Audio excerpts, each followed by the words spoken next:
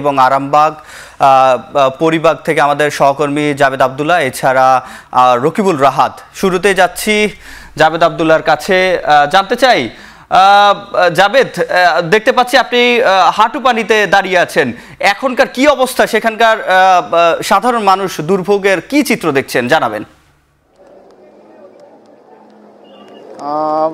সিফাত, এরই মধ্যে কিন্তু বৃষ্টিপাত হয়ে গেল প্রায় 6.5 থেকে 7 ঘন্টার মতো। তো আমরা এখন একটি মহাসড়কে আছি, আপনি নিশ্চয়ই ছবিতে দেখতে পাচ্ছেন যে 3 থেকে 4 ফুট পানি কিন্তু এরই মধ্যে রাস্তায় জমে গিয়েছে। আজ অনেকগুলো পরীক্ষা ছিল, যেগুলো চাকুরি প্রার্থীরা সেই পরীক্ষায় মূলত অংশগ্রহণ করেছে, তাদের সঙ্গে কথা বলার আমাদের সুযোগ হয়েছিল। তারা জানিয়েছে যে এই জলজট, বৃষ্টি, গণপরিবহন না পাওয়ার ফলে পরীক্ষার্থীর সংখ্যা কম ছিল। নিশ্চয়ই আপনি আমার ছবিতে আমার পিছনে দেখতে পাচ্ছেন যে বেশ কিছু পরিবহন কিন্তু এরই মধ্যে বিকল হয়ে সড়কে স্থবির। তবে এরই মধ্যে কিন্তু আবারও বৃষ্টিপাত শুরু হয়েছে।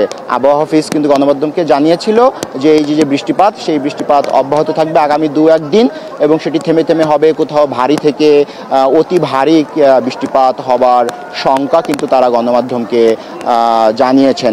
তো এখন পর্যন্ত বৃষ্টিপাত রেকর্ড করা হয়েছে 70 মিলিমিটার। হয়তো আগামী 1 থেকে 1.5 ঘন্টার মধ্যে যে পূর্ণাঙ্গ যে বৃষ্টিপাতের রেকর্ড, সেটি হয়তো আবহাওয়া অধিদপ্তর গণমাধ্যমের কাছে প্রকাশ করবেন, তখন আমরা জানতে পারবো। তবে তারা আমাদেরকে একটি ধারণা দিয়েছে যে 120 থেকে 125 মিলিমিটার পুরো 6 থেকে 7 ঘন্টার মধ্যে বৃষ্টিপাত রেকর্ড করা হতে পারে। ভোগান্তির যে চিত্র, বৃষ্টিপাত হলে তো একটু ভোগান্তি হয়, সেটি তো স্বাভাবিক। এটি একটু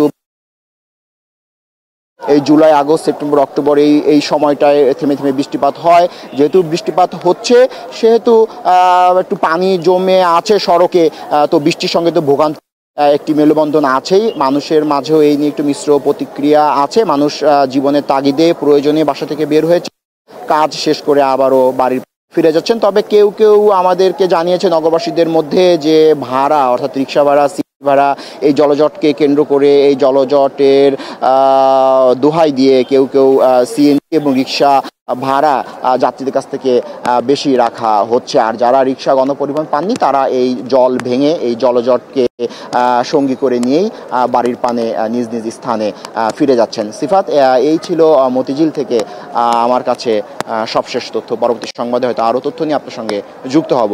সিফাত। ধন্যবাদ জাবেদ।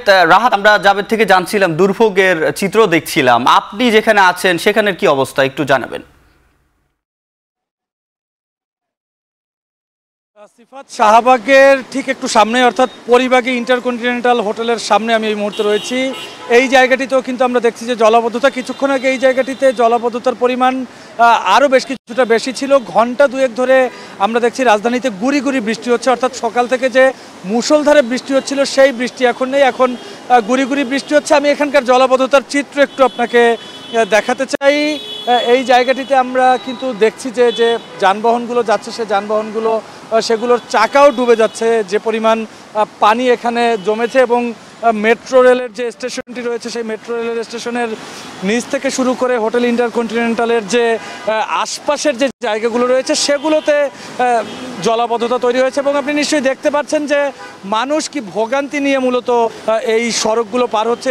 এছাড়া যেসব যানবাহনগুলো রয়েছে, সেসব যানবাহনগুলো একদম ঠিক ডান দিক ঘেঁষে চলে যাচ্ছে, যেন তাদেরকে খুব বেশি পানিতে না পড়তে হয়। কারণ যানবাহনের যে ইঞ্জিন রয়েছে, সেই ইঞ্জিন বিকল হবার ঘটনাও আমরা দেখছি। এবং ইতিমধ্যে ঢাকা মেট্রোপলিটন পুলিশের পক্ষ থেকেও জানানো হয়েছে যে এই জলাবদ্ধতার কারণে বিভিন্ন জায়গায় যানবাহনের ইঞ্জিন বিকল হয়ে যানজটের সৃষ্টি হয়েছে। সেক্ষেত্রে নগরবাসী যারা জরুরি প্রয়োজনে বাইরে বের হবেন, তারা যেন হাতে সময় নিয়ে বের হয়।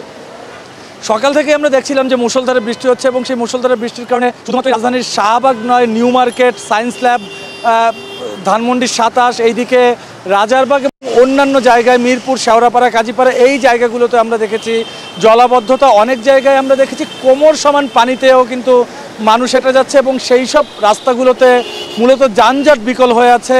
সিএনজি বা ব্যক্তিগত গাড়ি যেগুলো রয়েছে, সেগুলোর আমরা কিন্তু দেখেছি যে সেই যানবাহনগুলো বিকল হয়ে আছে, এবং সেই জায়গা দিয়ে যানজট চলাচলেরও অনুপযোগী হয়ে গেছে এবং সেই সমস্ত জায়গায় আমরা অনেক জায়গায় দেখেছি যে পুলিশের যে র্যাকারগুলো রয়েছে সেই র্যাকারগুলো দিয়ে গাড়িগুলোকে সরিয়ে নেওয়া হচ্ছে, অর্থাৎ অন্য জায়গায় নিয়ে কিন্তু যে স্বাভাবিক যে যান চলাচল সেই স্বাভাবিক যান চলাচল করে দেওয়া হচ্ছে। এছাড়া কিছুক্ষণ আগে আমরা দেখছিলাম যে রাজধানীর মিন্টো রোডে একটি গাছ পড়ে সেখানে দীর্ঘক্ষণ যানজটের তৈরি হয়েছিল, পরে কিন্তু ফায়ার সার্ভিসের পক্ষ থেকে সেই গাছ সরিয়ে সেই রাস্তাটি সচল করে দেওয়া হয়েছে। এই ছিল রাজধানীর জলাবদ্ধতার আমার কাছে সবশেষ।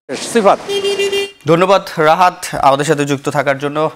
দর্শক, সহকর্মীরা আরামবাগ পরিবার থেকে জানাচ্ছিলেন যে বৃষ্টির কারণে যে দুর্ভোগের চিত্র সেটি জানাচ্ছিলেন সহকর্মীরা।